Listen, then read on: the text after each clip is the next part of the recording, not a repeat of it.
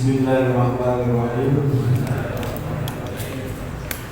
Qala Rasulullah sallallahu alaihi wasallam,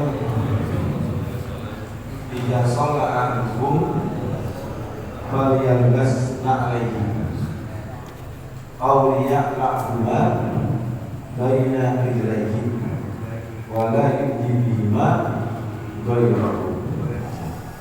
Rabbil alamin wa sallallahu wasallam ala Idza shalla ahadukum, bersabda Nabi sallallahu alaihi wasallam, apabila salat salah seorang dari kalian, lalu dia lepas na'layhi, maka hendaklah dia memakai kedua teropaknya atau sendalnya, auliyah lakhumat baina rijlaihi, atau melepas kedua teropaknya di antara kedua kakinya, wala yu'dhi bihima ghayrahu, dan janganlah dia menyakiti orang lain dengan keduanya. Ya, artinya hadis pertama ini, kalau kita di dalam sholat kemudian memakai sendal, boleh nggak? Boleh, kalau sendalnya tersebut suci. Ya, kalau sendalnya tersebut suci, boleh sendal. Bahkan kalau kita punya sendal baru, sholat di rumah kita di rumah, silakan pakai sendal. Ya. Tapi kalau kita tidak mau pakai sendal tersebut, sendal atau sepatu, ya, maka lepaskan akan daripada kedua sendal tersebut dari kaki kita. Nah, kalau yang memakai sendal di sini, artinya memang tidak disunahkan. Artinya kalau bilang boleh, dia boleh. Asalkan tadi itu kedua sandal tersebut tidak ada najis. Kalau seandainya ada najis, maka dibersihkan dulu daripada najis tersebut. Ya. Dan sunnahnya memang dilepas akan daripada kedua sandal kita dari kedua kaki kita. Ya. Nah, kalau kita melepas kedua sendal tersebut, maka janganlah menyakiti orang lain dengan kedua sendal kita. Artinya apa?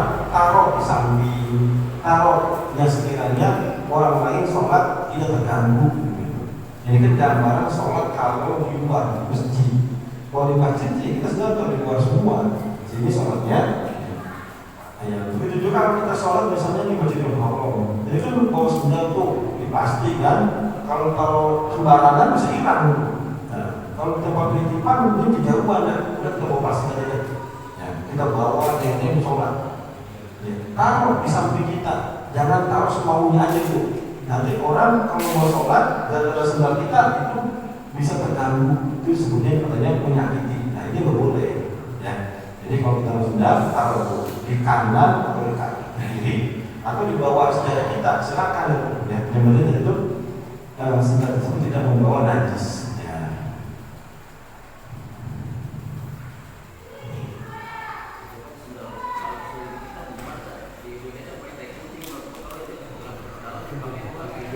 Ya jangan, ya jangan.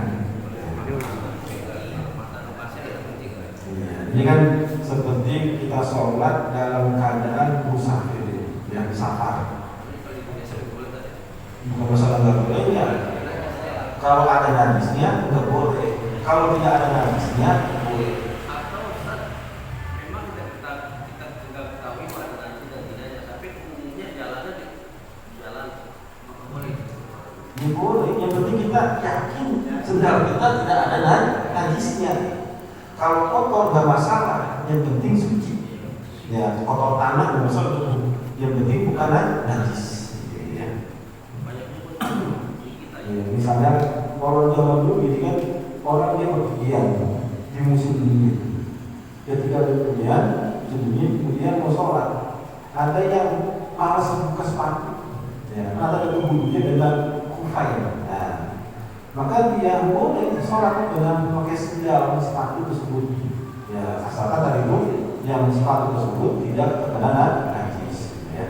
karena dinginnya kan misalnya udah dingin ya, atau di daerah bersalju misalnya, nah itu kan bisa ya, sholat dengan sendal sepatu. Memang sunnahnya dibuka daripada sendal sepatu. Kemudian kalau Rasulullah SAW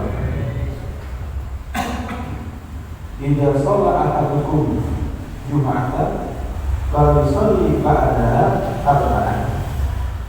Bersabda Nabi sallallahu alaihi wasallam, idza shalla ahadukum jum'atan, apabila salah seorang dari kalian akan salat Jumat, falyusalli ba'daha, maka hendaklah dia salat setelah salat Jumat arba'an 4 rakaat.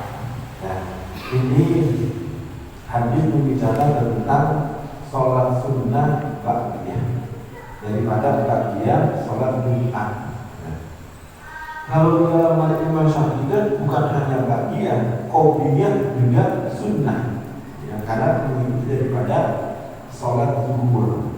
Nah, kalau di dalam sholat rawatib ba'diyah qobliyah ada 2 model. Yang pertama sholat sunnah rawatib muakkad, yang kedua belum muakkad. Ya. Kalau yang muakkad ini Nabi selalu mengerjakan, kalau belum muakkad sewaktu-waktu Nabi yang mengerjakan. Maka yang termasuk daripada sunnah muakkad itu adalah sholat sunnah qobliyah zuhur 2 rakaat, sholat sunnah ba'diyah zuhur 2 rakaat. Nah, yang belum muakkadnya ditambahin 2 rakaat qobliyah, 2 rakaat lagi ba'diyah, maka semuanya berjumlah 4 rakaat. Maka begitu juga di dalam sholat sunnah ba'diyah Jumat, ya.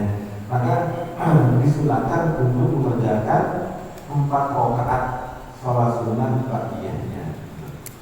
Sebenarnya bukan hanya ba'diyah, qobliyahnya juga disunahkan 4 rakaat. Ya, cuma dua aja udah. Iya, kebanyakan kita ini mengerjakan daripada 2 rakaat yang qobliyahnya, ya, karena akan pelaksanaan daripada khutbah Jumat tersebut, ya. Ya, sebenarnya sunnah dari itu 4 rakaatnya. Ya, minimal kita mengerjakan 4 rakaat ba'diyah Jumat, ya, minimal. Ya. Jadi termasuk daripada sunnah rawatib tersebut. Kemudian kalau Rasulullah SAW, idza shalla ahadukum fa'ahdasa falyumsik ala anfihi thumma liyansarif. Bersabda Nabi SAW, idza shalla ahadukum, apabila sholat salah seorang dari kalian, fa'ahdasa, lalu dia berhadas, falyumsik, maka ia memegang ala anfihi, atas hidungnya, thumma liyansarif, lalu menyingkir, ya. Lalu dia menyingkir. Artinya kalau kita ingin sholat dalam berjamaah, ya, tiba-tiba di pertengahan sholat kita berhadas, tentu dah yang nyaman, yang kita yang merasa kita sendiri kan, yang kentut kita ini. Nah, padahal kita dalam posisi berjamaah. Bagaimana? Ya, harus pulang. Gak boleh kita pusing. Kalau kita yakin gagal kok. Kalau kita pusing bagaimana sholatnya? Didosa.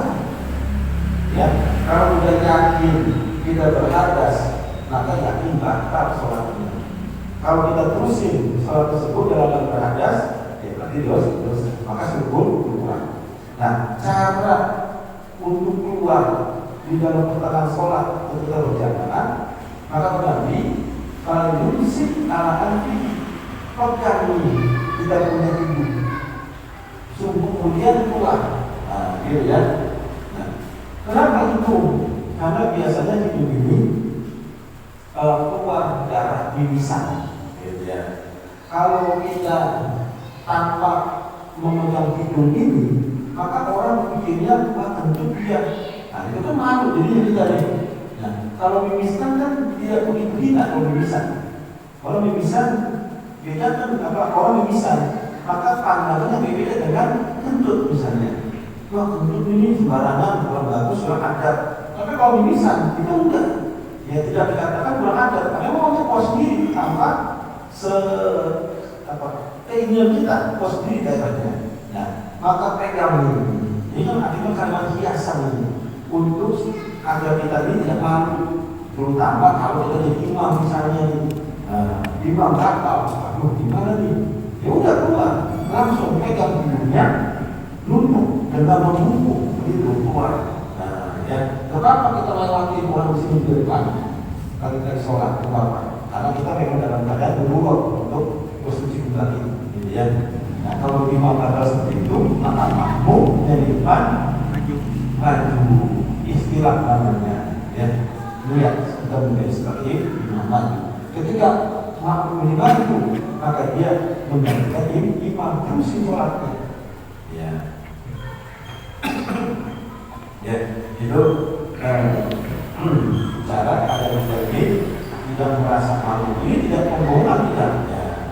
Artinya agar kita menghindari daripada celaan orang-orang yang hadir di dalam sholat berjamaah. Ya, jadi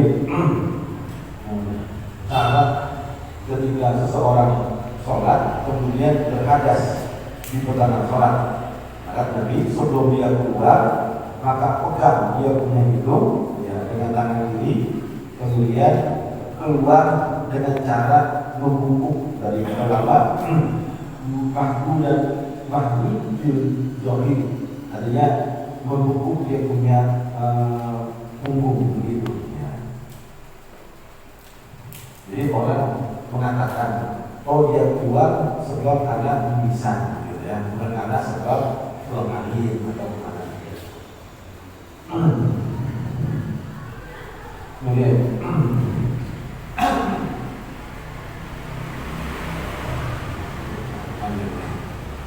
Wallahu a'lam bishawab.